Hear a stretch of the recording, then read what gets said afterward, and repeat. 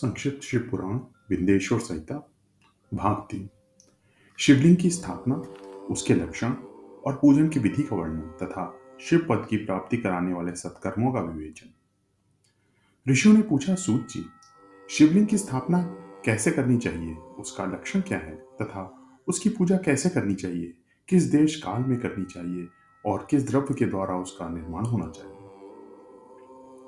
सूत जी ने कहा, महर्षियों, मैं तुम लोगों के लिए एक विषय का वर्णन करता हूं। ध्यान देकर सुनो और समझो। अनुकूल एवं शुभ समय में किसी पवित्र तीर्थ में, नदी आदि के तट पर अपनी रुचि के अनुसार ऐसी जगह शिवलिंग की स्थापना करनी चाहिए जहां नित्य पूजन हो सके।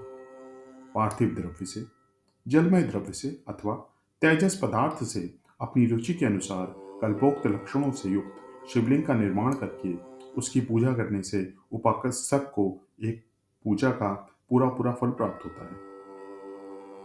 संपूर्ण शुभ लक्षणों से युक्त शिवलिंग की यदि पूजा की जाए तो वह तत्काल पूजा का फल देने वाला होता है।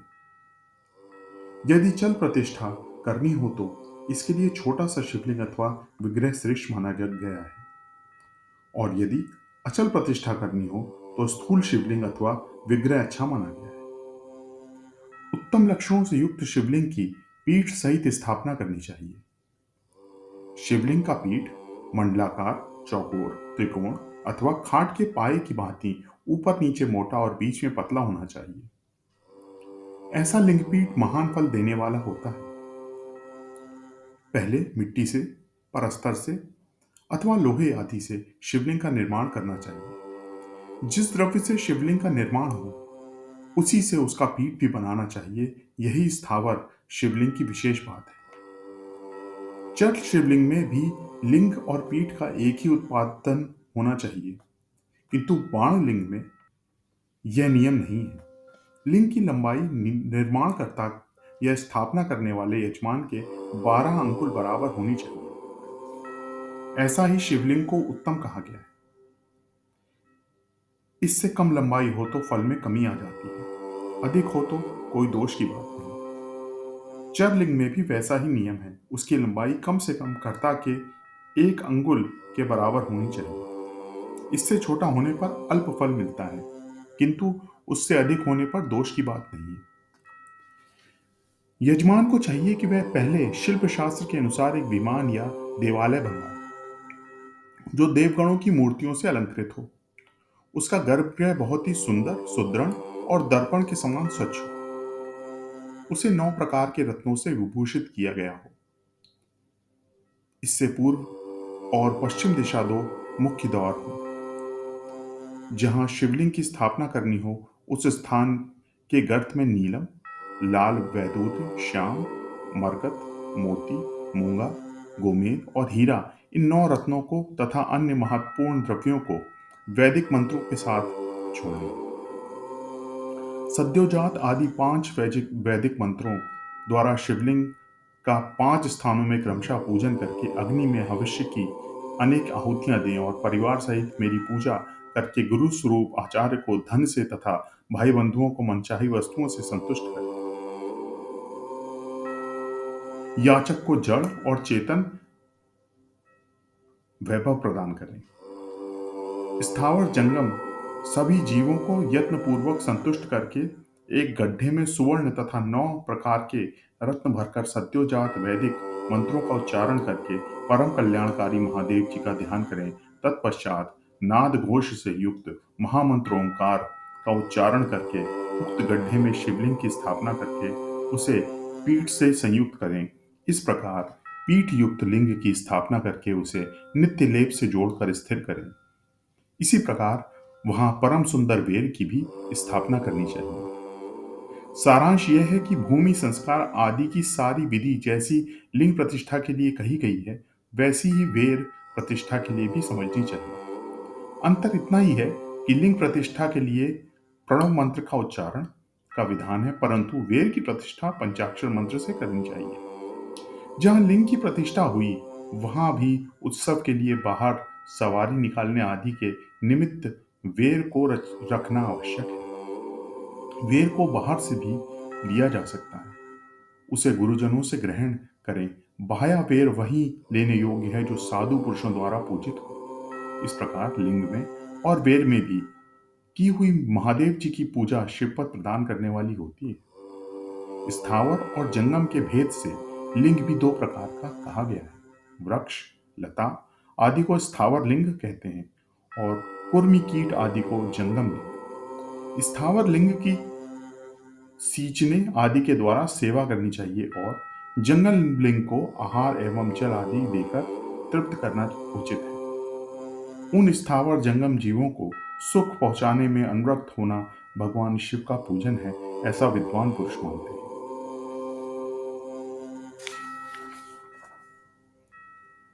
शंकर के प्रतीक मानकर उनका पूजन करना चाहिए। इस तरह महालिंग की स्थापना करके विविध उपचारों द्वारा उनका पूजन करें। अपनी शक्ति के अनुसार नित्य पूजा करनी चाहिए तथा देवालय पास ध्वजारोपण आदि करना चाहिए।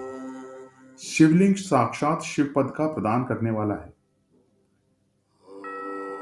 अथवा चरलिंग में षोडशोपचार द्वारा यथोचित रीति से क्रमशः पूजन करें।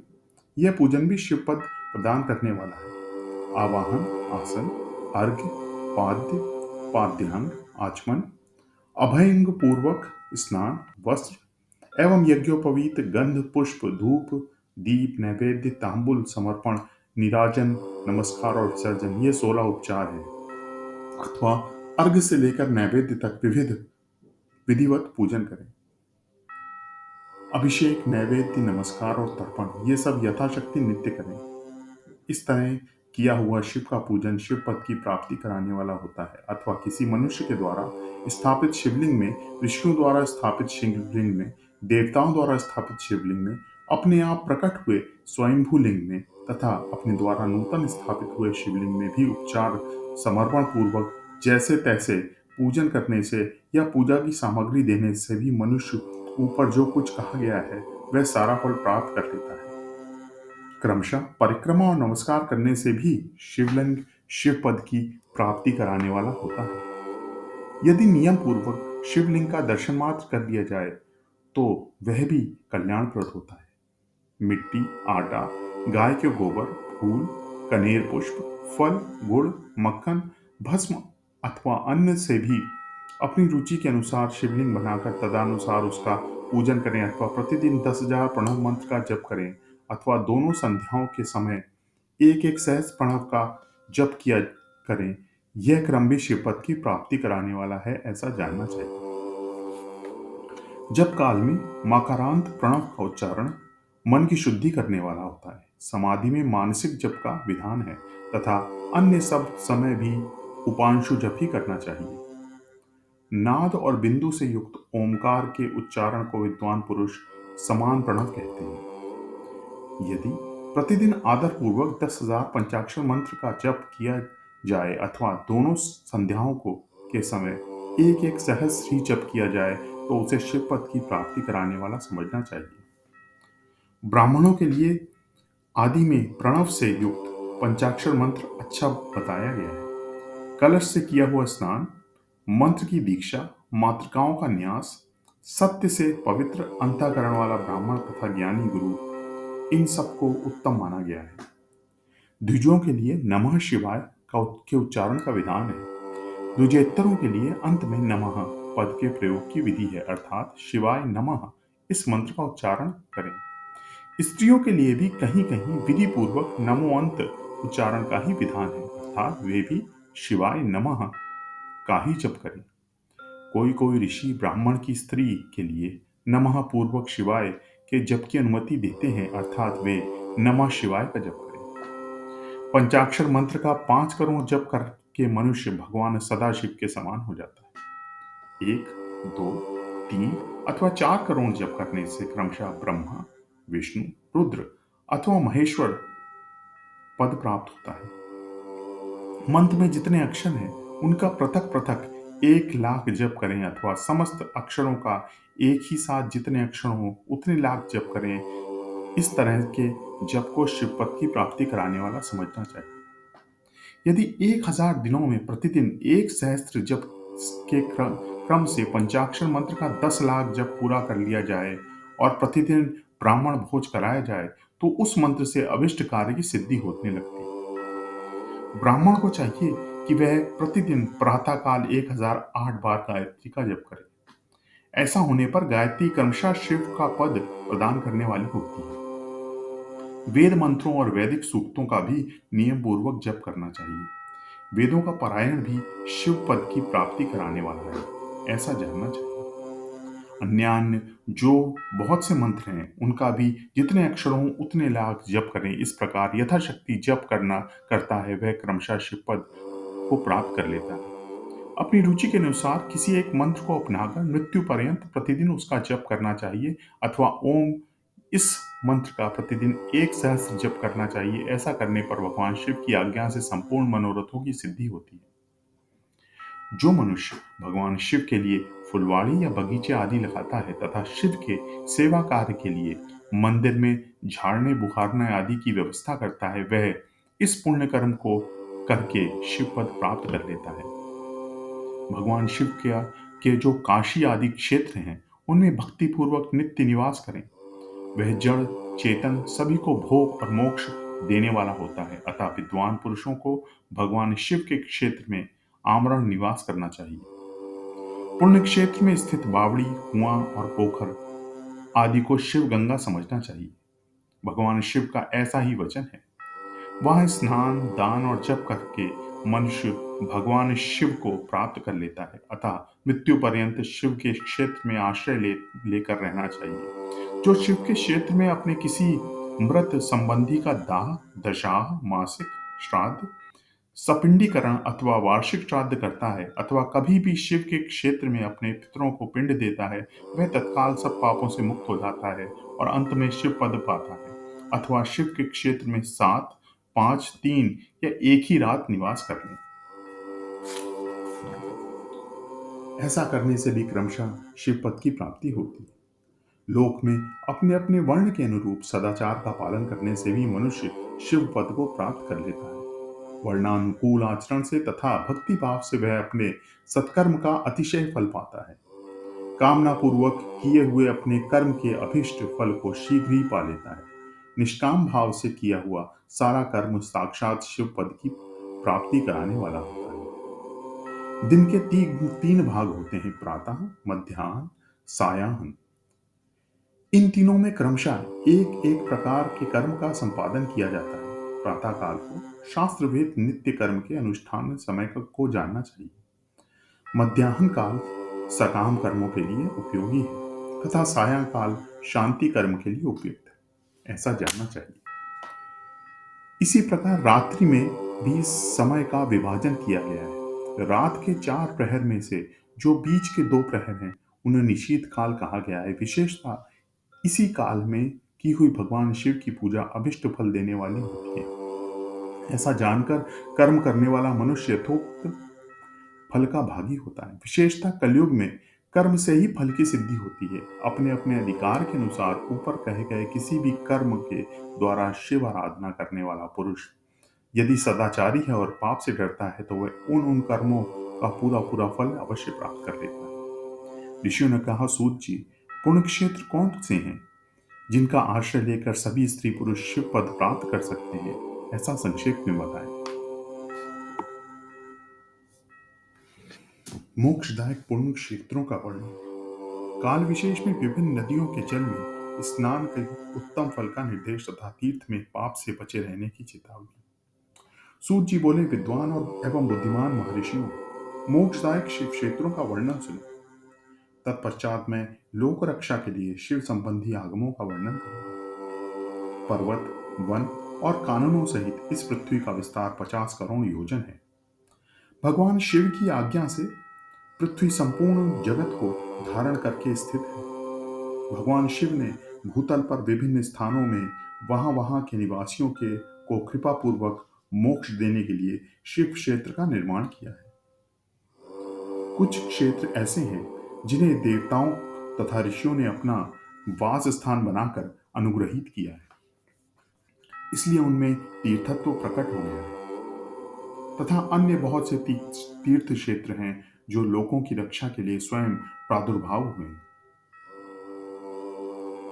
तीर्थ और क्षेत्र में जाने पर मनुष्य को सदा स्नान, दान, जप आदि करना चाहिए।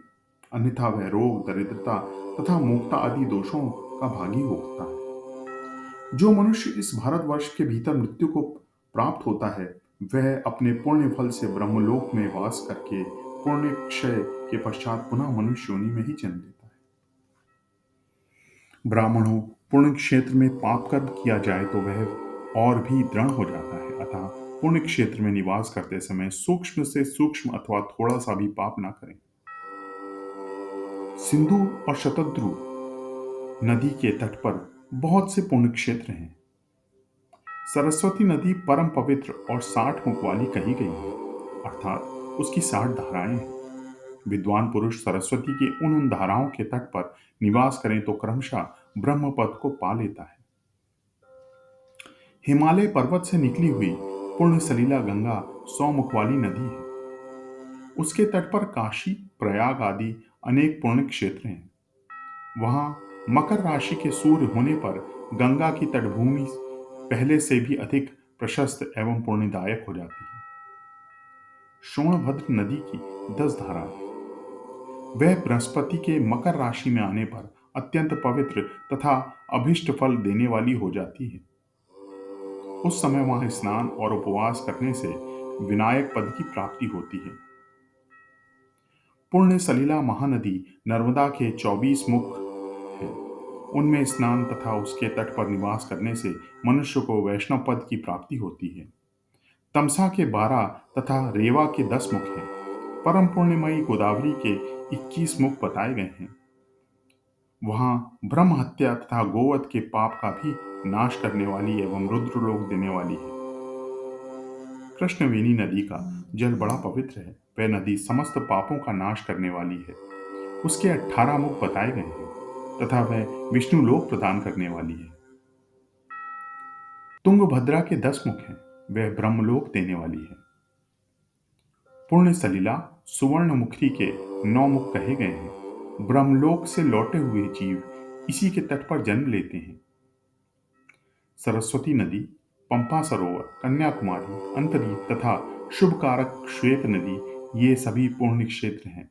इनके तट पर निवास करने से इंद्रलोक की प्राप्ति होती है।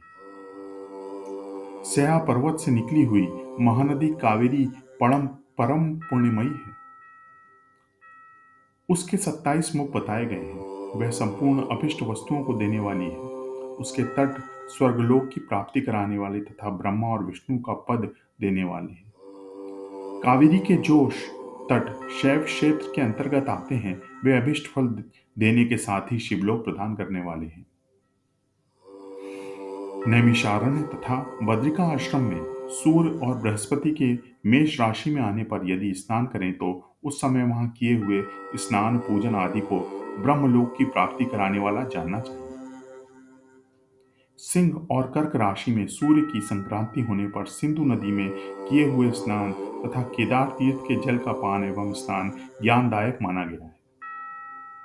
जब बृहस्पति सिंह राशि में स्थित हों उस समय सिंह की संक्रांति से युक्त भाद्रपद मास में यदि गोदावरी के जल में स्नान किया जाए तो वह शिवलोक की प्राप्ति कराने वाला होता है। ऐसा पूर्व काल में स्वयं भगवान शिव ने कहा था। जब सूर्य और बृहस्पति कन्या राशि में स्थित हो तब यमुना और सोनभद्र में स्नान करें। वह स्नान धर्मराज तथा गणेश की लोक में महान भोग प्रदान कराने वाला होता है। यह महर्षियों की मान्यता है। जब सूर्य और बृहस्पति तुला राशि में स्थित हों उस समय कावेरी नदी में स्नान करें। वह स्नान भगवान विष्णु के वचन की महिमा से संपूर्ण अभिष्ट वस्तुओं को देने वाला माना गया है। जब सूर्य और बृहस्पति वृश्चिक राशि पर आ जाएं, तब मार्गशीर्ष के महीने में नर्मदा में स्नान करने से श्री विष्णु लोक की प्राप्ति हो सकती है। सूर्य और बृहस्पति के धनराशि में स्थित होने पर सुवर्णमुखी नदी में किया हुआ स्नान शिवलोक प्रदान करने वाला होता है। जैसा कि ब्रह्मा जी का वचन है, जब सूर्य और बृहस्पति मकर राशि में स्थित हों उस समय माघ मास में गंगा जी के जल में स्नान करना चाहिए। ब्रह्मा जी का कथन है कि वह स्नान शिवलोक की प्राप्ति कराने वाला होता है। शिवलोक के पश्चात ब्रह्मा और विष्णु के स्थान में सुख भोगने पर अंत में मनुष्य को ज्ञान की प्राप्ति हो जाती है। माघ मास में तथा सूर्य के कुंभ राशि स्थित होने पर फाल्गुन मास में गंगा जी के तट पर किया हुआ श्राद्ध, पिंडदान अथवा तिलोदक दान पिता और नाना दोनों कुलों के पितरों की अनेकों पीढ़ियों को उद्धार करने वाला माना गया है। सूर्य और बृहस्पति जब मीन राशि में स्थित हो तब कृष्णवेणी नदी में किए गए स्नान की ऋषियों ने प्रशंसा की है। उन महीनों में पूर्वोक्त तीर्थ में किया हुआ स्नान इंद्र पद की प्राप्ति कराने वाला होता है। विद्वान पुरुष गंगा अथवा कावेरी नदी का आश्रय लेकर तीर्थवास करें। ऐसा करने से तत्काल किए हुए पाप निश्चय ही नाश हो जाते हैं। रुद्रलोक प्रदान करने वाले बहुत से क्षेत्र हैं। ताम्रपर्णी और वेगवती ये दोनों नदियां ब्रह्मलोक की प्राप्ति रूप फल देने वाली हैं। इन दोनों के तट पर कितने भी ही स्वर्गदायक क्षेत्र हैं। इन दोनों के मध्य में बहुत से पुण्यप्रद क्षेत्र हैं। वहां निवास करने वाले विद्वान पुरुष वैसे फल का भागी होता है। सदाचार, उत्तम वृत्ति तथा सद्भावना के साथ मन में दया रखते हुए विद्वान पुरुष की को तीर्थ में निवास करना चाहिए, अन्यथा उसका फल नहीं मिलता। पुण्य क्षेत्र में किया हुआ थोड़ा सा भी पुण्य अनेक प्रकार से वृद्धि को प्राप्त होता है तथा वहां किया हुआ छोटा सा भी पाप महान हो जाता है। यदि पुण्य क्षेत्र में रहकर भी जीवन बिताने का निश्चय हो तो उस पुण्य संकल्प से उसका पहले का सारा पाप तत्काल नष्ट हो जाता है, क्योंकि पुण्य को ऐश्वर्यदायक कहा गया है। ब्राह्मणों, तीर्थ वास जनित पुण्य कायिक, वाचिक और मानसिक सारे पापों को नाश कर देता है। तीर्थ में किया हुआ मानसिक पाप वज्रलेप हो जाता है। वह कई कल्पों तक पीछा नहीं छोड़ता। वैसा पाप केवल ध्यान से ही नष्ट हो जाता है, अन्यथा नहीं। वाचिक पाप जप से तथा कायिक पाप शरीर को सुखाने जैसे कठोर तप से नष्ट होता है। अतः सुख चाहने वाले पुरुषों को देवताओं की पूजा करते और ब्राह्मणों को दान देते हुए पाप से बचकर ही तीर्थ में निवास करना चाहिए।